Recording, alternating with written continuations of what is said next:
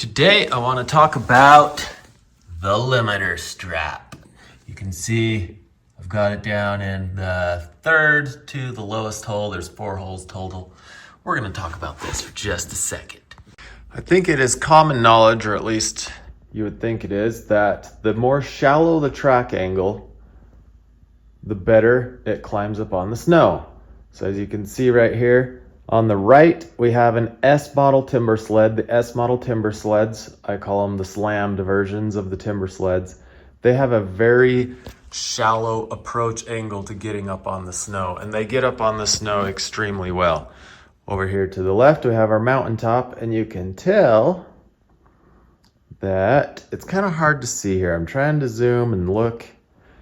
You can tell that approach angle on my MtnTop is just a hair steeper than this S model kit, but not by much, just a little bit. Right now I have the limiter strap in the third hole, which means it is pulling the rails up to make that angle of attack a little bit more shallow. Where this came into play, or where I really noticed it yesterday, was we were in conditions that had a little bit of powder, but then underneath that, it's literally 2-ish feet of just sugar powder. There was no base at all. It was horrible. And I had my limiter strap on my MtnTop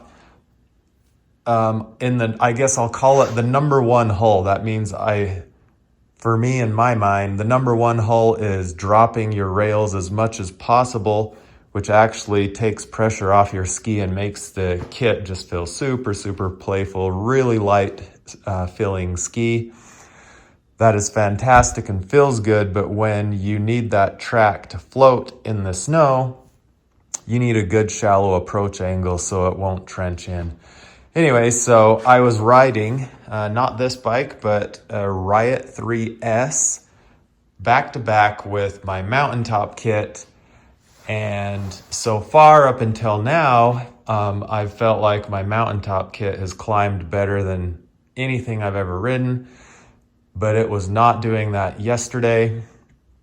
And yeah, I was getting annoyed. And then I had an epiphany. I have a limiter strap. Boom. And so we adjusted it out on the hill. We put it down in the number 3 hole. It lifted this up, and it was like magic. All of a sudden, this kit just felt like a surfboard on the water.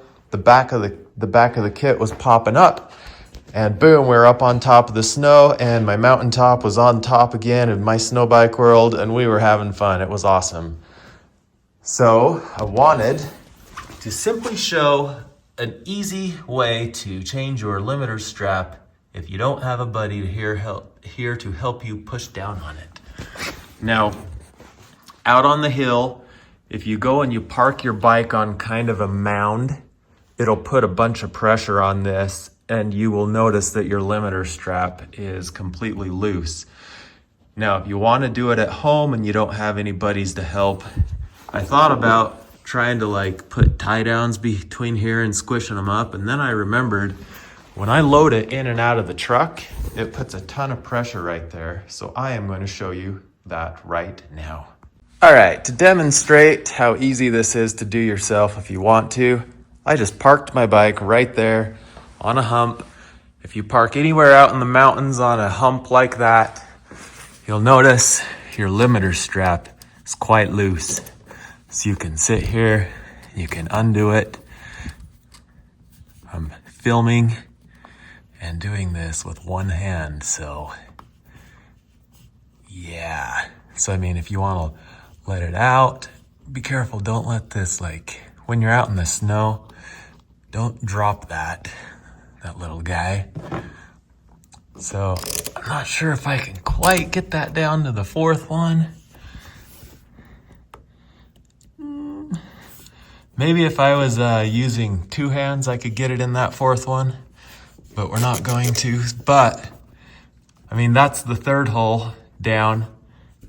And I'm trying to, oh yeah, so now you can see there's the other hole right there. And there's the upper hole. This is what we'll call the have fun wheelie mode play hole.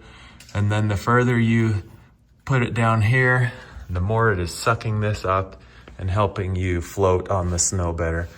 I'm actually thinking I'm gonna go to hole number 2 and have that be like my standard hole.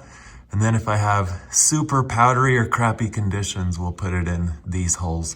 I just noticed you can get a little bit of play just by putting like one of your wheel kits under the front right there. I mean, that's enough play. You could get it in hole number 2 without anybody else's help. So just FYI. Pretty cool. I like the limiter strap idea. I know a lot of people kind of made fun of the Riot 3 because that was the only upgrade they did for that model year, but the reality is it actually does make a big difference. I would have liked to have tried that on my Riot 3 before I sold it, but made a big difference. I'm actually really happy about that. So we are going to put this in hole number 2 with the camera off and go do something else for the day. Hey guys, if you like this video, please like and subscribe to my channel. It really helps. Thanks, and have a happy snowbiking day.